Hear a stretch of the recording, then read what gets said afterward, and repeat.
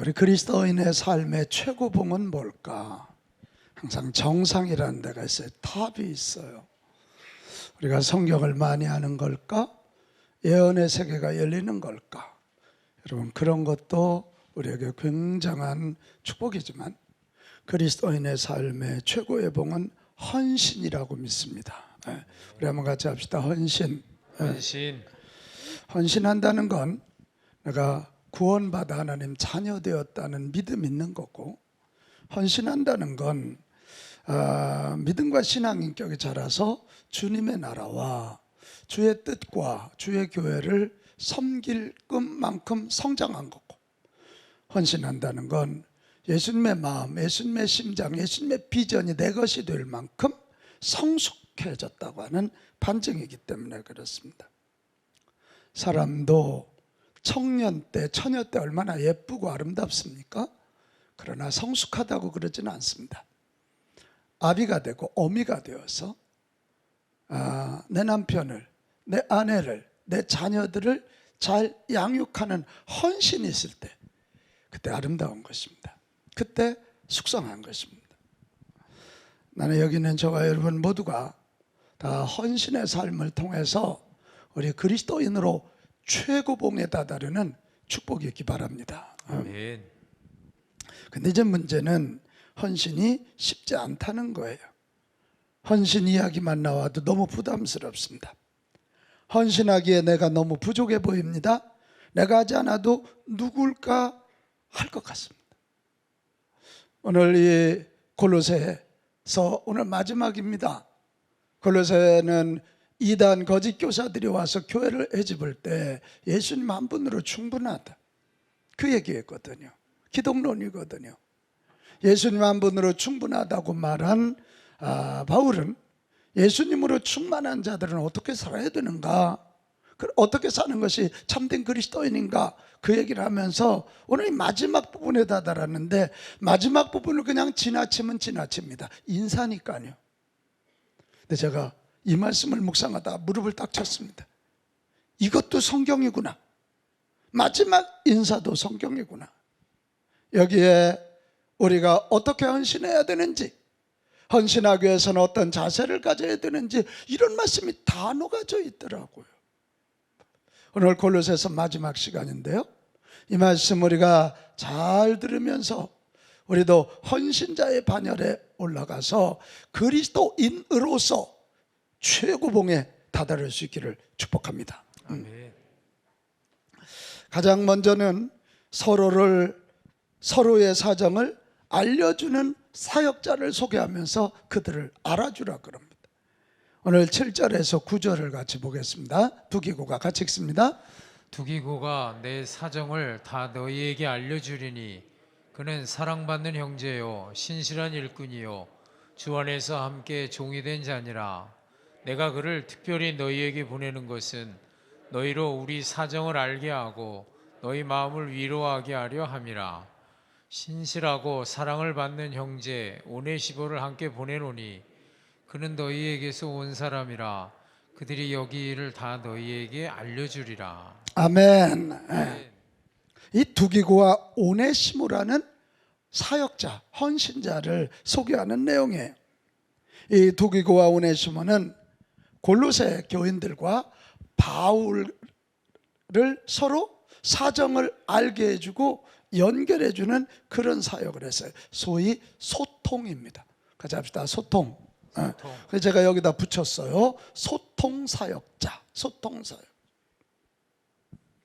이 소통을 통해서 바울은 골로새 교인들을 알고 그거에 맞는 말씀을 전했고, 또 골로새 교인들은 바울의 사정을 알고 중보기도 하고 헌금을 보내고 또 사람을 키우고 이런 일을 해낸 것입니다. 이게 무슨 사역이냐고 그럴지 모르지만 아닙니다. 이것이 없이는 서로 영적으로 연결되지 않습니다. 아무리 발전소에서 전기를 만들어 놔도 전기줄이 있지 않고는 그 전기는 쓰임받지 못하는 것이죠. 이 소통이 이렇게 중요한 거예요. 특별히 우리가 살고 있는 이 시대는 외로운 시대예요. 불통의 시대예요. 나 혼자밖에. 그래서 슬프게 혼자 먹는 밥, 혼밥, 혼자 먹는 술, 혼술, 혼자. 이 불통의 시대에 소통사역이 아주 중요해졌어요. 목장 안에서도 누군가 김집사와 박집사를 연결해주고, 우리 찬양단에서도 서로를 연결해서 줘서 기도의 제목을 알려주고, 가정 안에서도 또 여러분 교회 안에서도 직장 안에서도 삶의 공동체 안에서도 이런 소통사역을 하는 자들이 정말 필요해요. 정말 필요해요. 그런 이들이 없이는 우리가 연결되지 않고 연결되지 않는 한 서로 시너지 효과가 나타나지 않기 때문에 그래요. 나는 여기는 저와 여러분, 나는 할 일이 없어요 그런 소리 하지 말고 정말 서로를 연결해주는 소통사역자의 길을 갈 수 있게 되시길 바랍니다. 한 가정 안에서도 안 그럴 것 같은데요, 그 연결해주는 식구가 있어요. 그이 때문에 가정이 살아나는 거예요. 소통사역을 하는 자들이 구비해야 할 것은 오늘 두 가지로 나와요. 하나는 사랑받는 형제고 하나는 신실한 형제라는 거예요. 같이 합시다. 사랑받는 형제. 사랑받는 형제. 크게 하죠. 신실한 형제. 신실한 인권. 할렐루야. 사랑받아야 돼. 서로 사랑받아야 그 사람 말을 믿거든요. 신실해야 그 사람 말을 믿어요. 팥으로 메주를 쓴데도 믿는 거예요, 그 사람 얘기. 여러분, 이 신실해 보이는 중요한 방법이 뭔지 아나요? 어려울 때일수록 정직한 거예요. 대개 사람들은 어려움이 오면 거짓말합니다. 자기 면피하려고 그럽니다. 근데 그때도 정직한 거예요. 그때도 정직하면 그 사람 말을 믿는 거죠.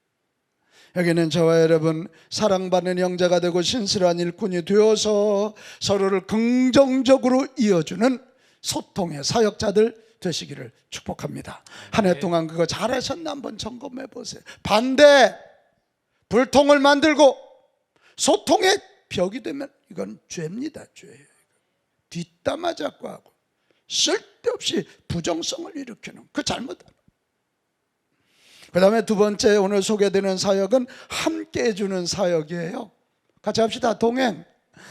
자, 10절 11절로 가봅시다. 나와 함께 갇힌 아리스다고와 바나바의 생질 마가와, 이 마가에 대해서 너희가 명을 받았을 때 그가 이르거든 영접하라. 유두스라 하는 예수도 너희에게 문안하느니라. 그들은 할레파이나 이들만은 하나님의 나라를 위하여 함께 역사하는 자들이니 이런 사람들이 나의 위로가 되었다. 지금 여기 아리스다고와 마가와 유수도 세 사람을 소개하는데요, 이 사람들은 뭐냐? 바울과 함께 했다는 거예요. 어디까지? 감옥에까지 함께. 이게 동행사역. 이것도 제가 붙인 말이 같이 합시다. 동행사역. 그런 거. 어디까지 동행? 감옥까지 같이 갔다는 거예요. 감옥까지 갔다가 같이 갔다는 건 바울이 복음을 전할 때 돌 맞을 때 같이 맞은 거고, 욕 먹을 때 같이 먹은 거고, 체포될 때 같이 체포된. 이 동행사역을 통해 주의 종 바울은 큰 위로를 받았고 새롭게 사역할 힘을 얻은 거예요. 사실 바울 인간적으로 따지면 너무 외로운 사람이에요. 주의 복음 전하기 위하여, 선교사로 살기 위하여 결혼도 하지 않아서 가족이 있지 않아요. 세상에 안진뱅이 일으켜줬다고 돌 맞고, 귀신 내쫓았다고 돌 맞고 감옥 가요. 인간적으로 보면 얼마나 불행하고 얼마나 힘들어요. 그런데 그가 이 불행감, 외로움을 극복할 수 있었던 건 뭐냐? 이 아리스다고와 마가와 유수도 같은 동행자들이 있었기 때문이라는 거지. 동행자들이. 여러분, 어느 공동체이고 지도자들이 힘을 내야 그 지도자들이 비전을 제시하며 그 공동체를 향해 공동체의 전진의 깃발을 들게 되는 줄로 믿어요. 그러나 현실은 지도자들의 순환 시대 아닙니까? 저 1년 선배가 대학 총장입니다. 총장하니까 좋지 그랬더니 아니다 야, 죽겠다 야, 여기서도 공격 저기서도 공격, 하루도 긴장하지 않을 수 없다는 거예요. 이 시대는 지도자의 순환 시대. 여러분, 지도자가 고난당하는 순간까지도 함께 해줄 때 지도자들은 용기를 얻습니다. 그리고 다시 일어납니다. 비전의 깃발을 들고 전진의 깃발을 들어서 우리 공동체를 앞으로 부흥 발전 그럴 때 그 발전하고 부흥하는 공동체에서 놀라운 성공자들이 일어나는 줄로 믿습니다. 여러분, 제가 오늘 여기 이렇게 온 것도 지난 1년 동안 우리 성도님들의 동행이 있었어요. 자, 외국 간다면 동행해주고, 어떤 이들은 물질로, 어떤 이들은 음식으로, 어떤 이들은 이 선물을 통해서, 어떤 이들은 예배 마치고 나가면서 목사님 오늘 은혜 받았어요 이러면서 손을 꼭 잡아주고 그 온기를 느끼게 해주는 그 동행. 그래, 여러분이 저의 동역자고 여러분에게 감사하고, 제가 그 힘을 가지고 금년 안에도 이 빛가운 교회를 이끌 수 있었고, 빛가운 교회 부흥을 말할 수 있었고, 빛가운 교회 비전의 깃발을 들을 수 있었습니다. 나는 바라요, 내가 지도자는 될 수 없을지 모르지만 여기는 저와 여러분들이 지도자와 동행해주는 사역자가 되므로 여러분의 지도자들이 힘을 얻고 일어나고 도전해서 여러분 주변에 있는 삶이 풍성해지고 미래 비전적인 그런 일들이 열리기를 축복합니다. 오늘 이 아리스타고 마가 또 유수들을 소개하는데 오늘 바울이 특별히 한마디를 얘기해. 이 사람들이 왜 감옥 가는 데까지도 동행할 수 있었느냐? 그들에게는 변화의 간증이 있었다는 거죠. 여러분, 여기 특별히 마가라는 사람은 1차 선교 여행 때 바울과 바나바와 실라와 넷이 같이 가지 않았습니까? 이 마가가 말썽을 부렸어요. 그러니까 바울이 아니 선교하는 친구가 저럴 수 있냐고 내칩니다. 근데 바나바는 아니라고, 그래도 이 사람 키워야 된다. 그래가지고 결국 바울과 바나바가 담임 목사와 교육 목사가 나눠집니다. 그래서 2차 3차 전도 여행을 하게 되는데요, 그날 마가가 깨닫고 돌아옵니다. 그래서 바울의 동역자가 됩니다. 바울과 함께 있으면서, 여러분 놀라지 마십시오, 바울의 동행자뿐만 아니라 마가복음을 기록하는 위대한 하나님의 일꾼이 된 줄로 믿습니다. 그러니까 이런 변화가 있었어. 극적인 드라마틱한 하나님을 만나는 체험, 복음을 만나는 체험, 성령 충만한 체험이 있었던 것입니다. 여기 유수드라고 하는 사람을 소개합니다. 그는 본래 할레파였다, 유대인이었다는 거예요. 유대인들은 바울을 누가 핍박합니까? 유대인들이 핍박했습니다. 율법주의자들이. 근데 이 유수드라고 하는 사람도 할레파 유대인이었지만 예수 복음, 십자가의 복음, 부활의 복음 앞에 변화되었고 그가 성령 충만한 사람이 되니까 예수 복음을 전하는 바울의 동행자가 된 거예요. 동행자. 나는 여기는 저와 여러분이 동행사역 잘하기 원하거든. 예수 그리스도의 복음을 나의 복음으로, 이번 성탄절에 친구로 오시는 예수님을 나의 친구로 맞이하는 체험이 있기를 축복합니다. 하나님을 만나는 체험이 있기를 축복합니다. 성령 충만함의 체험이 있기를 축복합니다. 그럴 때 내 이름 안 드러내고 지도자와 동행할 수 있고, 내 이름 안 드러내고 내 옆 사람과 동행하면서 그들을 일으켜낼 수가 있는 거예요. 여러분, 세상에 가장 고마운 사람이 누구냐? 함께 해주는 자. 그제 제가 아는 목사님이 참 이 글을 이만큼 SNS에 올렸더라. 사모님이 돌아가셨어요. 너무너무 미안해 하시더라. 또 우리 권사님 장인 어른이 우리 남부연에 감독을 하셨던 분이신데 사모님이 지금 치매가 오신 거예요. 그러니까 권사님 장모님이시지. 그래 며칠 동안 이렇게 요양원에 보냈더니 안 되는 거니까 그 감독님이 안 된다. 내가 살아있는 한 집에서 내 안에 평생 나만 바라고는 안 했는데 평생 나와 동행해줬네. 내가 해야 된다고. 그 얘기를 어제 듣는데 마음이 따뜻해지더라고. 동행해줌이 가장 큰 사랑입니다. 우리 동행사역자들 됩시다. 동행사역자들 됩시다. 그 다음에 세 번째, 오늘 12절로 가면 기도하는 사역에 대한 말씀이 있습니다. 그리스도 예수의 종인 너에게서 온 에바브라가 너에게 문안하는데 그가 항상 너희를 위하여 어떻게? 애써 기도. 좀 같이 하면 안 될까요? 네? 어떻게 기도했다고? 애써 기도하여 너희로 하여금 하나님의 모든 뜻 가운데서 완전하고 확신하게 서 있기를 뭐하니? 구하나니. 에바브로는 뭐하는 사람? 기도하는 사람. 기도하는 사람. 에바브로는 바울로에서도 기도하지만 골로새 교인들을 위해서 특별히 중보기도하는 사람, 중보기도 사역입니다. 사실 골로새서라고 하는 성경이 나온 건 에바브로 때문입니다. 에바브라가 감옥에 있는 바울에게 사도님, 골로새 교회가 지금 거짓 교사들의 공격으로 흔들리고 있습니다. 율법을 지켜야 된다 그럽니다. 할례를 지켜야 된다 그럽니다. 저 헬라 철학을 믿어야 된다 그럽니다. 그때 바울이 아니다, 예수 그리스도 한 분으로 족하다, Jesus is enough를 외치면서 이 기독론을 쓴 거거든요. 그래서 골로새서가 나왔어요. 근데 이 골로새서를 나오게 한 에바브로를 향해서 바울은 소개하는 거예요. 에바브로는 너희를 위하여 힘써 중보하는 중보 사역자다. 할렐루야. 힘써 너희들이 하나님의 나라에 끝끝내 있기를 위하여 기도하고 가슴 아파하는 중보기도 사역자다. 여러분, 교회 공동체는 만민이 기도하는 집이라고 예수님 말씀하셨어요. 교회 공동체는 기도로 존재하고 기도로 부흥하고 기도로 사역하는 공동체임을 기억하시기를 바랍니다. 그래서 교회 사역 중에 진짜 중요한 게 중보기도 사역이에요. 믿으십니까? 믿으십니까? 중보기도 사역해야 음부의 권세를 이기는 교회가 돼요. 우리 교회 중보기도대들도 70명이 매일 돌아가며 기도합니다.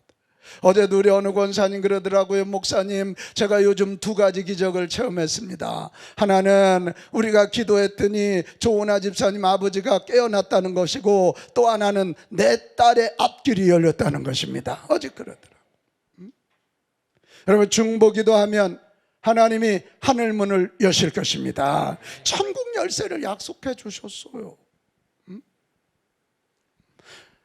교회가 음부의 권세가 교회를 이기지 못하는데 너희들에게 천국 열쇠를 주노라. 너희들이 땅에서 매면 하늘에서도 매고 땅에서 풀면 하늘에서도 풀리리라. 이런 얘기.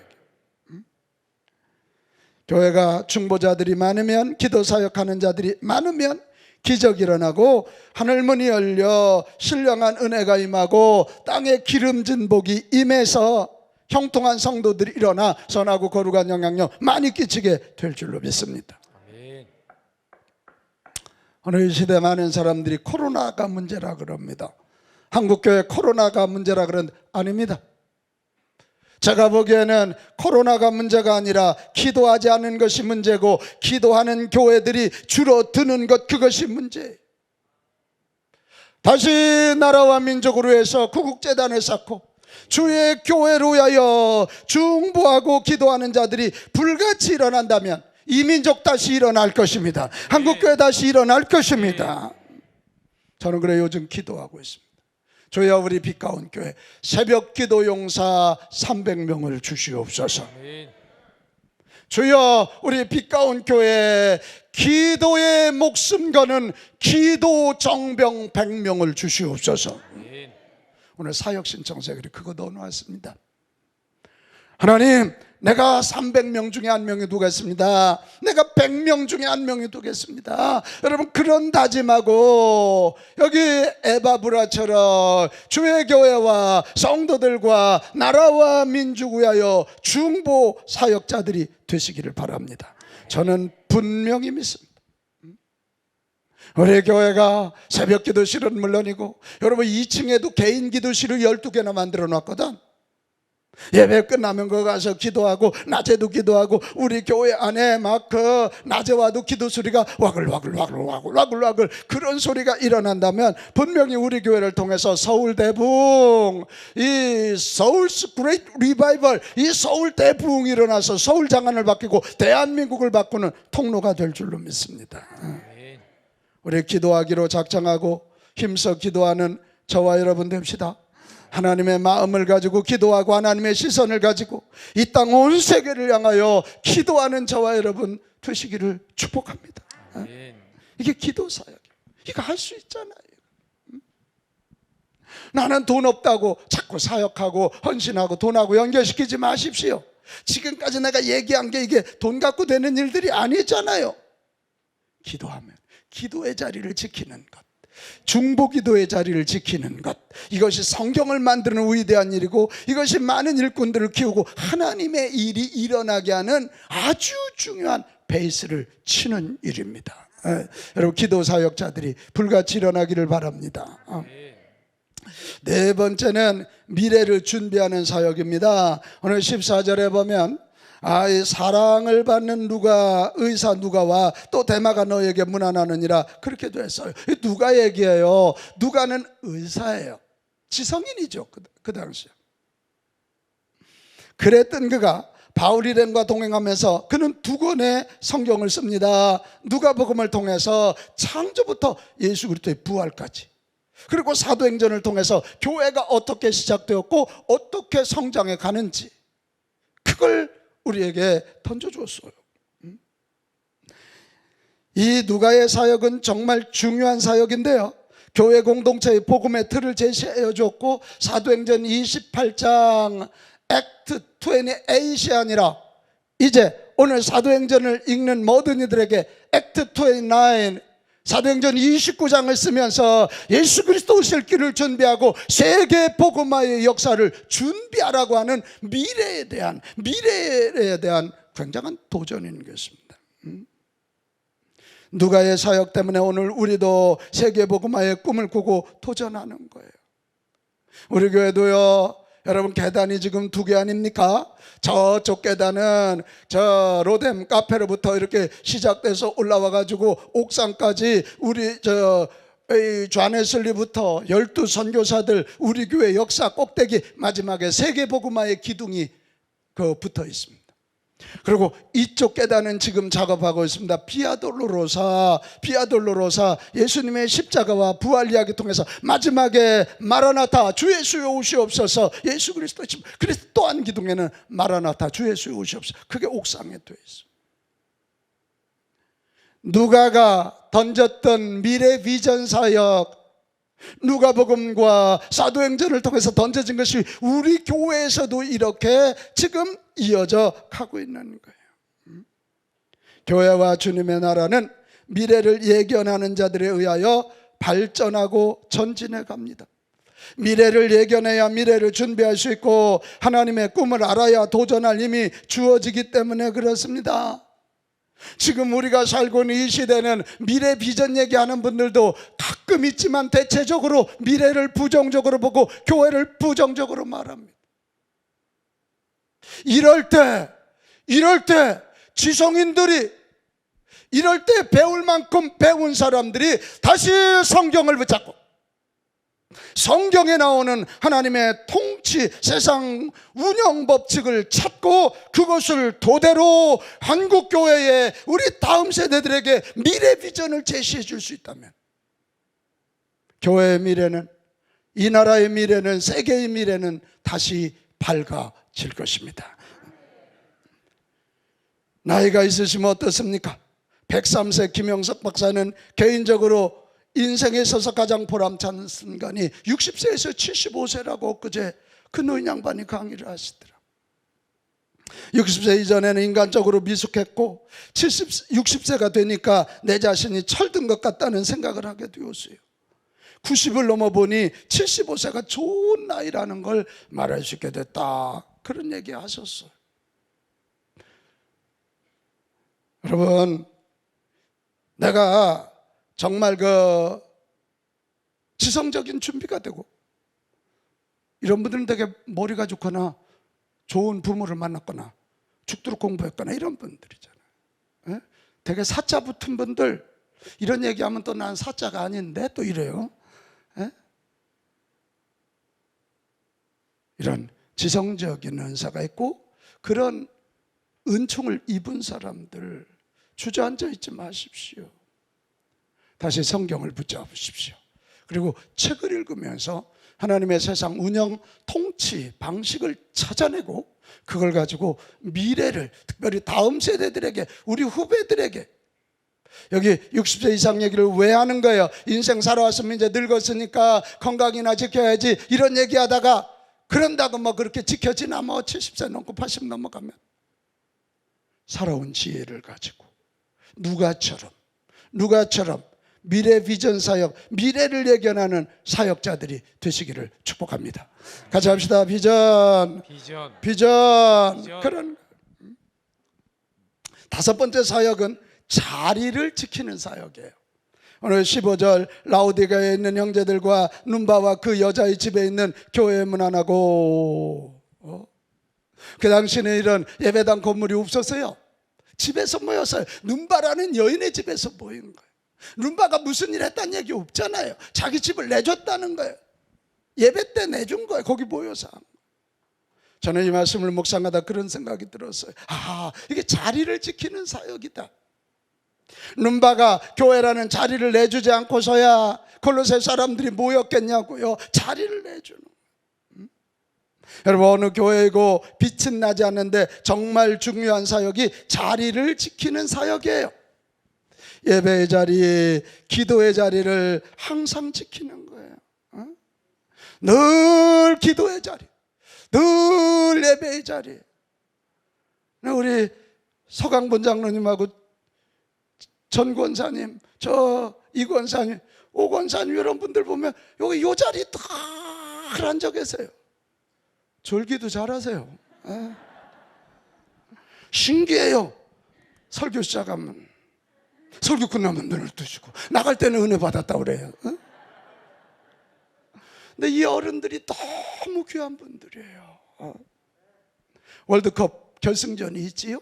세계적인 스타들이 뛰지만 관중이 없는 경기라고 생각해 보세요. 그게 문재미가 있어요. 막 와 소리 지르고 막 우유통도 벗어 던지고 막 우는 사람도 있고. 우리 교회가 이만큼 부흥한 가장 큰 요인 중에 하나가 자리를 지키는 이런 믿음의 사람들, 믿음의 어른들, 이런 분들 덕이라고 저는 분명히 믿습니다. 그럼 사역과 헌신의 말씀을 나눌 때 나는 이제 늙어서, 나는 신앙 연주가 짧아서 라고 먼저 마음을 접지 마세요.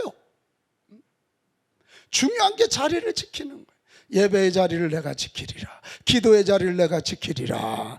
할렐루야. 그 자리예요. 특별히 연세가 있는 분들, 나는 자리 지킴이다, 나는 교회 지킴이라는 확신을 가지세요.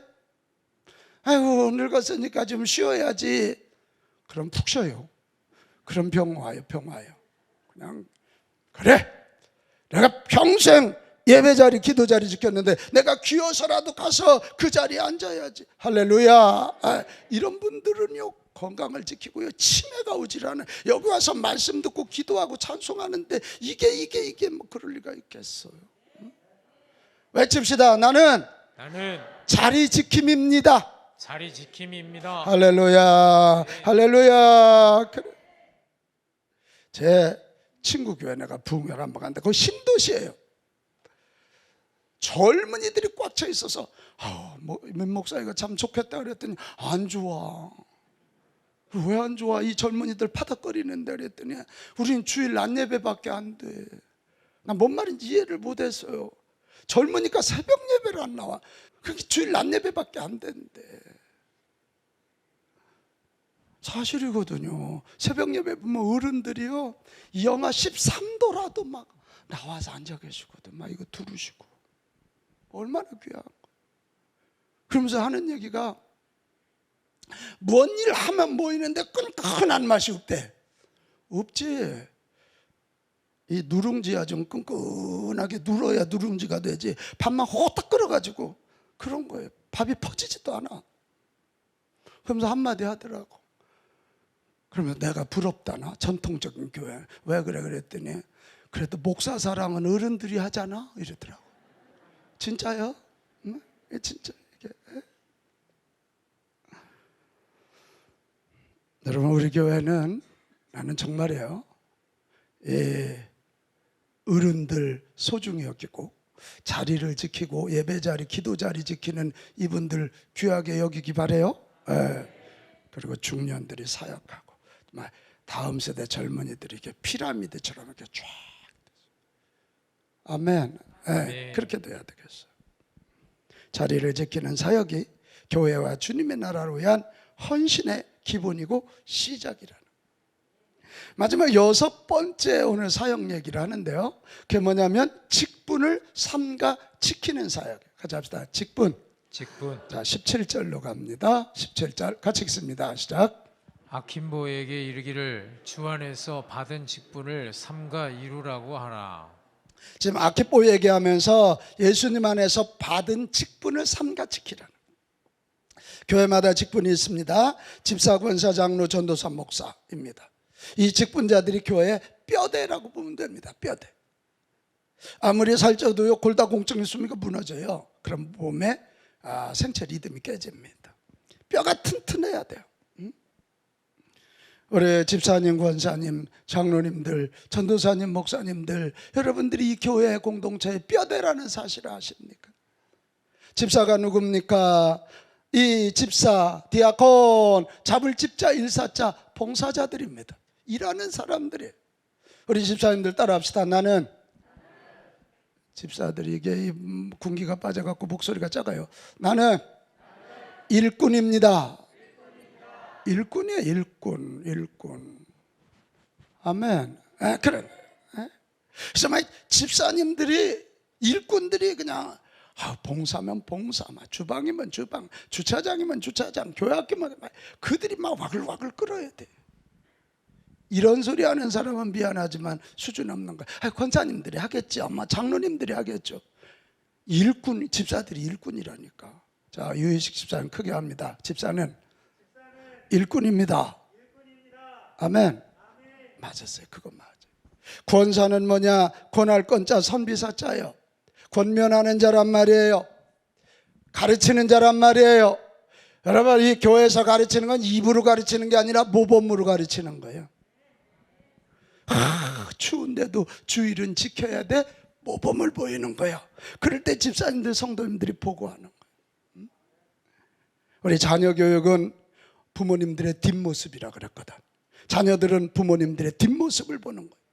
우리 교회가 든든하려면 우리 권사님들이 모범을 보이는 겁니다. 예배의 모범, 기도의 모범, 헌신의 모범을 보이는 거예요.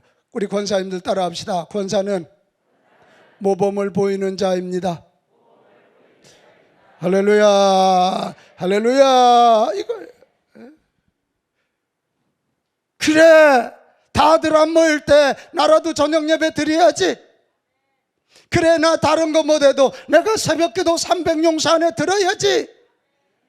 그래, 나는 부족해도, 나는 말 잘못하지만 그래도 전도의 자리에 나가서 내가 수고하는 이들 등이라도 두들겨 줘야지. 이겁니다. 이게 권사. 장로는 평신도들의 리더로서 담임 목사의 목회의 협력자이고 재정을 책임지는 자들입니다. 이거 우리 감리교 교리의 장정에 나오는 걸 내가 읽고 있는 겁니다. 평신도 리더들입니다. 그래서요, 어느 교회고 그 교회의 스케일은 담임 목사 스케일을 넘지 못하고 그 교회의 수준은 장로의 수준을 넘지 못합니다. 장로는 평신도 리더고 담임 목사의 목회 협력자고 재정을 책임지는 자라고 되어 있습니다. 나는 우리 장로님들이 우리 책임의식입니다. 이 책임자예요. 책임자. 책임의식을 가지고 지금까지도 잘했지만 또 권사님, 집사님, 성도님들에게 샘플이 되시기를 축복합니다. 그래야 돼. 전도사와 목사, 목회자는 뭡니까? 주께서 맡겨주신 주님의 양들을 돌보고 먹여서 키우고 성숙해서 헌신케 하여 재생산하는 자들. 목사, 전도사들이 뭐든 자기들 욕심을 채우거나 자기 소가지를 풀거나 이러면 안 됩니다. 주님의 양들을 먹이고 키우고 성장시켜 헌신케 해야 돼. 이게 주의 종들의 목표. 나는 우리 모든 직분자들이 오늘 성경이 얘기해요. 이 직분을 삼가 조심하래요. 왜요? 하나님이 주셨으니까. 가자 합시다. 직분은 하나님이 주신 것입니다. 하나님이 주신 것입니다. 할렐루야. 네. 이거 기억해야 돼요. 하나님이 주신 직분이니 조심해서 감당하십시오. 아멘 합시다. 아멘 합시다. 하나님이 주신 직분이니 귀하게 여기십시오. 아멘. 예수 안 믿는 사람 대통령 아니라 국회의원을 해도 직분자가 되지 않아. 예수 믿고 구원받아야, 하나님의 교회에 나와야 그 사람들이 집사, 권사, 장로, 전도사, 목사의 직분을 갖게 되는 거예요. 하나님이 주신 직분이니 귀하게 여깁시다. 네. 그리고 하나님이 주신 직분이니까 충성스럽게 하십시오. 사람 보고 하지 마시고, 아이고 내가 해도 목사님이 안 알아준다고. 저요 무지하게 알아주려고 노력하는 사람 중에 하나예요. 근데 안 돼. 응? 안 돼 이게. 이제 더군다나 이제 이게 이마가 넓어지면서요 이름이 잘 안 외워져 이제는. 그래도 최종욱 권사님은 외워 내가. 에? 남희 권사님도 내가 외워. 근데 그게 잘 안 돼. 하려고 노력해요. 여러분 목사 눈 바라보지 말고, 저도 노력하겠지만 주님이 맡겨주신 직분이니 삼가 귀하게 여기고 충성을 다하면 주님이 알아주시고 주님이 채워주시고 주님이 복을 주실 줄로 믿습니다. 저는 그거 믿는 사람. 그게 이제 직분을 권면하면 아우 저는 아직 능력이 없어서요. 능력이 있어서 하면 큰일 납니다. 그 사람 교회 시끄럽게 만듭니다. 주님이 부르실 때는 감당할 능력도 주시고 감당할 은혜도 주십니다. 저는 그거 믿는 사람입니다. 제가 목사 자격이 있어서 목사가 됐습니까? 말도 하지 마십시오. 제가 지금은 이렇게 막 소리를 잘해지잖아요. 옛날에는 사람들 앞에 가면 이런 스타일이에요. 응? 이런 스타일. 그래서 한충상 장로님처럼 말 잘하는 사람이 그렇게 부러웠거든. 난 앞에 가면 막 이게 오그라져가지고. 근데 지금은 잘하죠? 왜 손성근 집사님 아멘을 그렇게 안 하고 앉아있지? 에? 왜? 하나님이 능력 주셨어요. 할 수 있게 하셨어요. 담대함도 주셨어요. 이게. 사랑하는 여러분, 주님이 주신 직분 귀하게 여기고 삼가 조심하여 충성을 다하여 상급받는 자들 모두가 되시기를 바랍니다. 아멘. 오늘 여기 6부류의 헌신 이야기를 들었잖아요. 무슨 생각이 드세요? 아마 이런 생각이 1차 들어요. 야, 헌신이 정말 다양하구나. 뭐 사역 그러니까 대단한 게 아니라 정말 내가 이미 하고 있구나. 자리를 지키는 것도 사역인데 기도하는 것도 헌신인, 할렐루야. 이런 생각을 하면서 나도 할 수 있겠구나, 이런 마음 가질 수 있기를 바라요. 제가 이 설교를 하다가 가만히 생각하니까 1년 동안 저 교육관 화장실 청소한 집사님이 있어요. 매주 나와서. 내가 물어볼게. 화장실 청소가 너무 행복한 사람 손 들어봐요. 에? 1년 동안 남자 집사님. 여러분 지금 주보 이거 그냥 가는 것 같지만 1년 내내 토요일마다 와서 주보를 적고 간지를 다 하는 그런 권사님들이 계세요. 저 방송실에서 더 이 사가족 사역하고 전도사역, 중보기도 사역, 우리 저 김민양 자매가 애를 키우는 엄마고 이 안에도 또 하나 들어있어요. 그러면 뭐 요즘 젊은 애들이 임신했다고 얼마나 그래. 그래도 저 자리를 지키고 있잖아요. 나는 이 정도 하면 박수 한번 쳐줘요. 이게.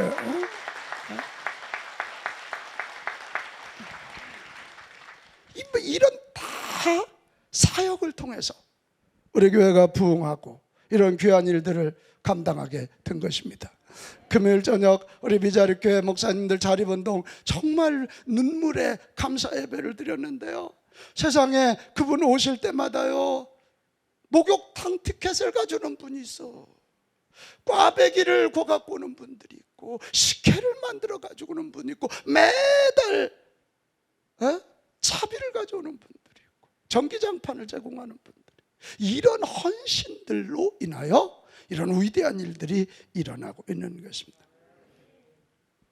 저는 오늘 대표 기도한 이상주 권사님의 간증을 기억합니다. 저분이 예수 안 믿는 집 장남에다가 또 친척 중에 한 사람이 이단에 빠져 있어서 교회 그러면 아주 가족이 그렇게 안 좋아하는, 그러다 장가를 잘못 와서 예수 믿는 우리 김성미 집사한테 잡혀가지고 교회로 왔습니다. 17년 전에. 그래서 교회를 나오기 시작하는데 그러다가 그 목장 찬양 경연대회 최정섭 지금 선교사 됐죠? 집사한테 잡혀가지고 나와서 그 목장이 2등을 했어요. 2등. 근데 그날 우리 조은아 집사님이 심사위원에다가 눈에 띄어가지고 잡혀서 지금 저기 앉아 있잖아요. 저기. 근데 자기가 노래 되게 잘하는 줄 알았다는 거 아니야? 막 삑사리가 나는데도 막 크게만 하면 되는 줄 알아. 그러다가 그 찬양을 하면서 은혜를 받고, 저희 간증해 보면요, 지금은요 가장으로서 남편으로서 세 자녀의 애비로서 사는 게 힘겹지만 찬양하다 보면 가슴이 촉촉하게 젖어오고 눈물이 흐르면서 자기는 얼마나 큰 은혜를 누리는지 모른다고. 그리고 그 간증 마지막에는 이렇게 써 있어요. 헌신은 주님을 위해서 하는 줄 알았는데 결국 나를 위한 것이었다.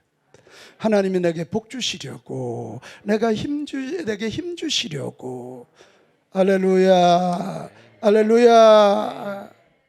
사랑하는 여러분, 주의 일에 헌신하는 건 축복이 있는 줄로 믿습니다. 이 헌신은 주님의 역사를 이어가는 길입니다. 여러분, 이 일에 동참하시지 않겠습니까? 모든 사역의 시작은 결심부터 가는 거예요.